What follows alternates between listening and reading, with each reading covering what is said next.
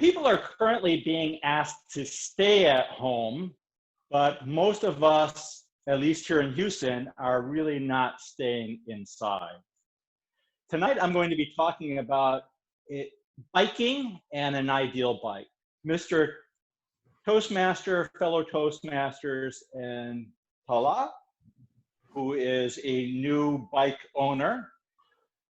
Many people here in Houston, because we don't really have a bike season, have been out biking. In fact, I have been biking all throughout the winter. It gets down to maybe 45 degrees, really not as cold as Chicago. And I understand you all had some snow recently. Obviously, if you're biking, that's going to be a problem for most bicyclists. So when it comes to recreational bicycling, I've been doing it for quite some years. And over the last 6 months that I've moved down to Houston, I bought myself a bicycle, which is, I think, a fantastic bicycle. It's a Fuji Traverse bicycle. It's a hybrid dual sport bicycle. Now here in Houston, as I said, people have been biking. In fact, we have a program similar to Chicago's Divvy program, which is called the B-Cycle program. It's relatively new to Houston because Houston is an oil and energy city, and they've really discouraged bicycling. But March was the record high number of rentals on the Divvy equivalent B-Cycles here in Houston. 26,000 rentals during the month of March. April has been fantastic, and it will end just next week. And I'm going to guess that the bike rentals on their program is going to be even higher in the month of April. So whether you're currently a recreational bicyclist who is renting a Divvy program or a B-Cycle or whatever it is in your community, or you have that bicycle that's been collecting dust in the back of the garage and now you're thinking of bicycling, I want to tell you about a fantastic bicycle, and that's the Fuji Traverse. Now, it's not only recreational people who are out biking. I've read online that in New York, more people are bicycling because they don't want to take the metro. That may be also with Chicago. So instead of taking the bus or the train to work, they're actually going to be bicycling to work. So this may apply to you if that is something that you're interested in. Now, I will let you know, this is the bicycle. Whoops, I should probably stand over here. This is the bicycle that I'm going to work with. And some of you may be not into biking and you think that this is the orientation of bicycle. I'm going to move it a little bit. So the bicycle is standing up. Just so you're aware, this is not how a bicycle looks. So there may be some who have not looked in the garage for some time. This is when it's standing upright. This is how I store my bicycle. So when it comes to recreational bicycles, there's really three types that are out there. Now, most of us are probably well aware of the true bicyclists, those with great gravitas. And those are the ones who are the road bicyclists. These are the people who do the Tour de France. So they are usually with the curved handlebars and they're leaning over and they're going up the Alps or wherever they're going. Now, some of you may want to do that, and this is probably not an appropriate bike for that. But like me, I have 3 bicycles. So this is one of the 3 bicycles I have. So you can have a different bicycle or depending on what you're trying to do. But as I said, there's 3 types of recreational bicycles. The first one is a flat bar.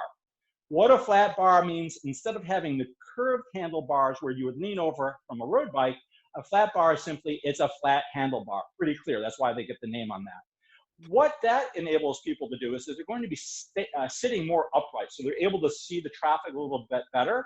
So a flat bar bicycle is going to be somewhat similar to a road bike, meaning that the tires are relatively narrow and the speed gear range is quite wide. So this is a great bike for people who want to bike very fast and you're going to be on a solid surface street. So fantastic if maybe you're going to work and you really don't have any stoplights and you can zoom along. The flat bar is probably great. The narrower the tire, the faster the bike tends to go. Another type of recreational bike is the urban bike. And the urban bike is going to be very similar to what you have with the Divvy bike or the B-Cycles. The very durable. You really can't destroy this bike. The tires are going to be pretty fat, meaning that they can take a lot of weight, they can go over curbs and railroad tracks, and you really don't feel a whole lot. It's not going to destroy the rims. Also, with an urban bike is typically the gears are encased in the hub. So with a bicycle, most bikes will have exposed gears. So if rain, dirt, things get in there, it could actually ruin your bike, or it requires a lot of maintenance. With the urban bike, oftentimes they're enclosed, so you can ride in snow, you can ride in mud, really don't have any problems with that. As I said, the urban bike typically has racks that are in there, so if you want to carry your groceries, you can do that. The B-cycles here have a basket in front, so if you want to put things in there, you can do that. A very slow but durable bike. You cannot go fast on these bikes at all. The next bike is the bike that I'm going to talk about, which is the hybrid bike. So it is a hybrid from more of those fast bikes, but also some elements of a mountain bike. And you may be familiar with mountain bikes. They're going to be off-road. A lot of logs or creeks that you go past and over. A lot of hills and things like that, hence the name mountain bike as well. If you're looking for really an ideal hybrid bike, I would recommend the Fuji Traverse. It is fast, agile, durable, can really go across a lot of different types of road surfaces. You can ride this on trail, so if you want to go in the countryside or off-road, you can do it. Maybe not the deep rutted trails that you would have with a mountain bike, but definitely the roads here in Houston with the potholes, you can handle that. And then also if you go off-road in the parks or maybe in nature. So they have to actually be established trails, not just trails that you're starting to go off with. I'm going to shift this a little bit and hopefully I can get a closer view of the bicycle. So I apologize if this doesn't come out all that great. But with the bicycle, the greatest thing here is really the frame. So with the Fuji, it is a A2SL aluminum butted frame, which means that it's sturdy yet light. So this weighs less than 15 kilograms, so about 27 pounds, 27.5 pounds. Not the lightest bike, but a fairly light bike on that. So you have a great frame. This tubing actually delivers more efficient pedaling power, which is fantastic. Another thing about the hybrid bike, as opposed to maybe a road bike or with a flat handle bike, is I am now 58 years old and about 25 pounds overweight. A hybrid bike is great. So in addition to the frame that you have here, you have some fantastic wheels as well. They are fairly wide. These are 700 by 20, 700 by 30 wheels. So they're narrow enough to make it a fast bike, but also wide enough to go off trail. And of course, if it's wet surfaces or mud, this is good. In addition to the wheel down here, you probably don't see it, but this is a disc brake. So many bikes up until recently, especially in a more affordable price range, had the cantilever brakes, so that it goes on both sides of the rim. This is actually a disc brake, so that in rainy or muddy conditions, the brakes are actually going to hold. That's both on the front and the back, they have disc brakes. In addition to that, additional stability and comfort is that unlike some of the other recreational bikes, such as the urban bike and the flat bar, this has a suspension system in the front. So maybe not as great of a suspension system as you would have in a mountain bike, but fairly good. So if you hit a pothole or whatever, this is going to give a little bit, so you're not going to be thrown off the bike, and it's not going to damage perhaps the wheels as well. Moving along on the bike, we also have a fairly good sprocket system. So you have 3 gears in the front here on the front. So you can control that. That kind of gives you a greater range. And then a minor range is going to be on the rear, which is 8 gears that are there. So a fairly wide range of gearing that you can take. So if you want to go pretty fast, you can do that on this bike. But also if you need to climb hills, you have the gear ratio that will enable you to get up hills without having to get off the bike and walk it, let's say. So a great ability on the bike when it comes to the ratio of the gears. And also the drivetrain and all the components are pretty high end. You have Oval brand bike seat post, and then also on the handlebars, it's Oval as well. So many times the major manufacturer Fuji will outsource, for lack of a better term, the components. And then fairly high-end Shimano derailleurs, both on the front derail and then also the back derails as well. So some really high-quality components that are in there. So as I mentioned before, biking is really taking off here in the United States, whether it be the rental bikes, whether it be in New York. And when it comes to pricing of bikes, you know, there's kind of the low end that maybe it's for your child or a teenager, maybe they'll grow out of it. And then you have the high end, which is really those biking enthusiasts. So you can probably go to Walmart and get a $100 bike, and you can go to some other place and get a $15,000 bike. My brother in Arizona is much more into biking, and he spends thousands of dollars on bicycles.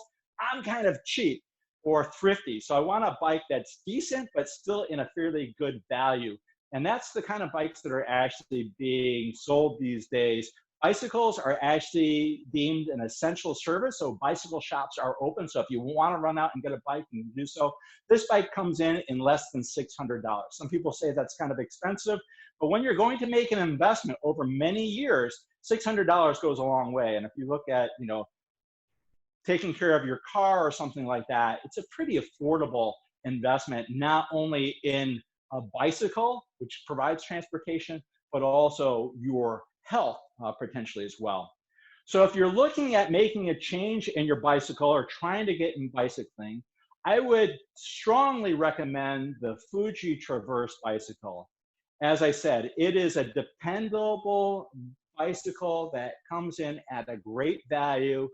It's versatile enough to go on city streets or on park trails. So you're not locked in maybe buying a couple bikes, you can use one for a lot of different things. Fuji, if you don't know, has been around since the late 1800s. It's from Japan.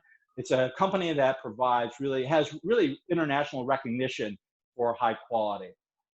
I recommend you to go out and get pedaling.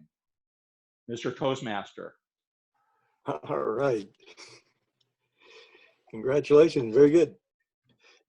So how is the terrain down in the Houston area? Is it flat or is it hilly? Well, you know, that's a great question, Keith. So here in Houston, it's relatively flat. And coming from Chicago, I'm very spoiled in biking. So I would bike, you know, up to Wisconsin from Elgin, and it's almost flat the entire way. So I'm kind of spoiled. Here in Houston, fortunately, it's flat.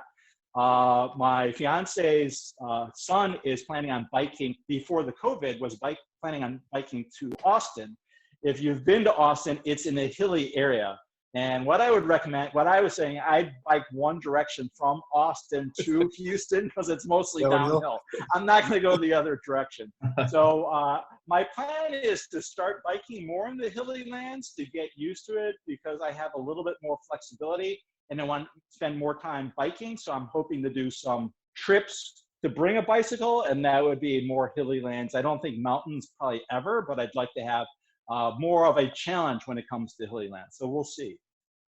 Yeah, very good. Yeah, give you a chance to use those 24 gears. That's right. On a flat land, you don't get to use 24 gears, right? No. So next on the agenda is the evaluation, if Bobby is ready to segue into that. Hey. So take him on. Sure. Thank you, Toastmaster, and especially Ted for the fantastic speech. As you already know, Ted's voice and manner already carries a lot of gravitas, so it's fantastic to hear another speech from him. All in all, the speech had great intro with the background on biking and the different reasons you want to get into biking, and how you introduced the whole topic of giving examples of how Houston is, and you know, all the background information was very useful. And then the information on the different types of bikes, and you were really trying to educate the listener on the mechanics of the bike and the different, you know, the configuration of the bikes that you have experienced, and why the one you chose was, you know, most ideal for you. and perfect for a Zoom. You were able to give a demo of the actual bike, and you were able to point parts. And it would have been funny if you had brought a bike to an actual session and showed us off, showed it off. So that was even better to see that.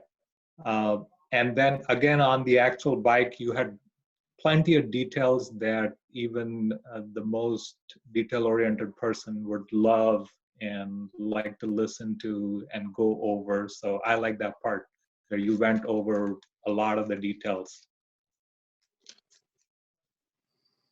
The final point, the plus point was, you know, towards the end of the presentation, you were enthusiastic enough and you know, encouraging enough that everyone, almost everyone, probably would want to get into biking now because of your experience and the things that you talked about. I mean, there's very little negatives that I can point out, but maybe you could have mentioned what specific adventures you went on or what specific things you did. Did you join a biking club or, you know, something personal that you could have added? Maybe that could have added a little more a flavor to the conversation. But other than that, it was a fantastic presentation. All in all, great presentation as usual. Thank you, Ted, and thank you, Toastmaster. Thank you. All right. Thank you, Bobby.